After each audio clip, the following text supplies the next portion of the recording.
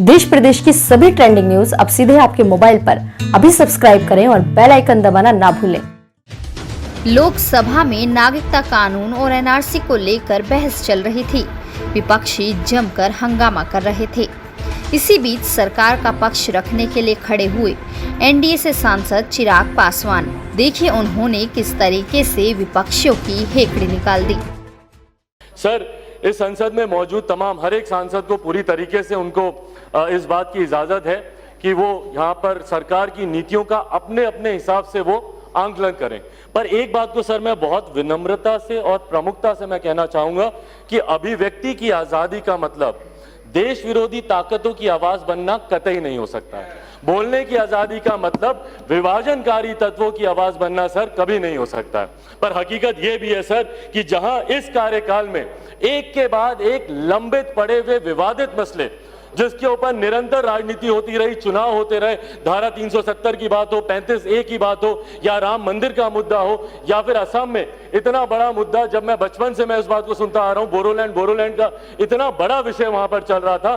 तमाम इन विषयों को सुलझाया गया और सुलझाया गया उसका परिणाम यह हुआ कि कहीं ना कहीं विपक्ष में इस बात को लेकर एक बौखलाहट भी शुरू हुई, क्योंकि अब विभाजनकारी जितने मुद्दे थे, अराजकता फैलाने वाले जितने मुद्दे थे, वो सरकार के द्वारा उसको समाधान उसका कर दिया गया। अब इनके पास वो मुद्दा नहीं है। तो मुद्दा क्या उठाया गया? सीएए का मुद्दा उठाया गया। यहां पर बैठा हर एक जानकार शख्स इस बात को अच्छी तरीके से जानता है कि सीएए का भारत में रहने वाले नागरिकों से कुछ लेना देना नहीं है। उसके बावजूद भी इस पर भ्रम फैलाया जाता है। निरंतर हम लोग कह कर थक गए, और जो इनको पता भी है, ये खुद जानते हैं कि भैया ये नागरिकता देने वाला कानून है, नागरिकता लेने वाला कानून नहीं है। पर हकीकत यह भी है कि 2010 में मनमोहन जी की सरकार में उस वक्त इसमें संशोधन कर इसमें एनआरसी को जोड़ा गया।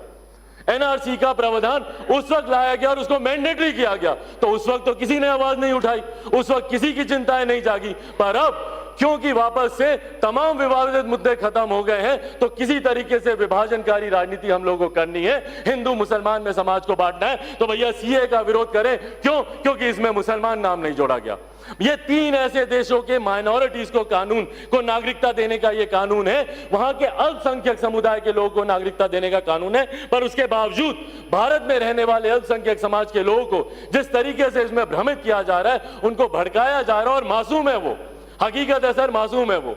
उनको आप बात जैसे जाके जो बोल रहे हैं वो उस बहकावे में आ रहे हैं कि आप देश को आप इस तरीके से जला नहीं सकते हैं।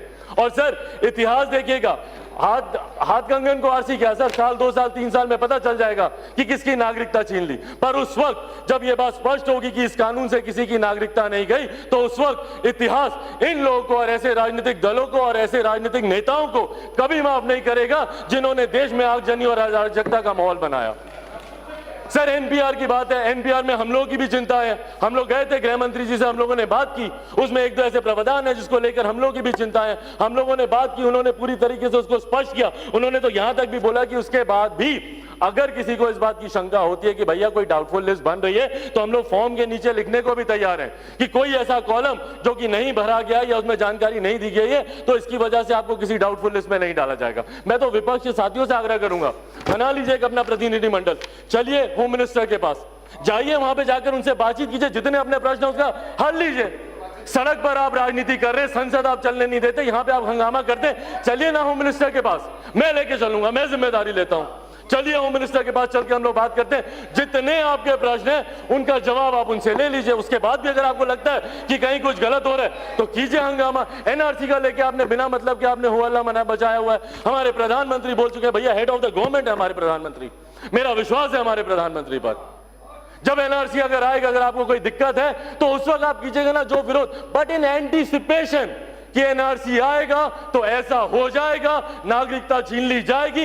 इन एंटीसिपेशन आज आप देश को जलाने में लगे हुए। क्यों? एनआरसी जब आएगा तो उस वक्त हम इन बातों को आप उठाइएगा, पर इन एंटीसिपेशन अभी से आप देश को जलाने का काम कर रहे हैं, देश में अराजकता का माहौल फैलाने का काम कर रहे हैं, एक अविश्वास पैदा कर रहे हैं आप, और जो कि किसी भी सभ्य समाज के लिए और भारत जैसे डेवलपिंग कंट्री के लिए बिल्कुल भी सही नहीं है। इसको कतई इसको जायज नहीं ठहरा सकता। और जैसा मैंने कहा, आने वाला समय अपने आप दर्शाएगा सर कि कौन सही था कौन गलत था। इस खबर में बस इतना ही। खबर अच्छी लगी तो लाइक करें, अपने दोस्तों के साथ शेयर करें और ऐसी ही ट्रेंडिंग खबरें पाने के लिए हमारे चैनल को सब्सक्राइब करना ना भूलें।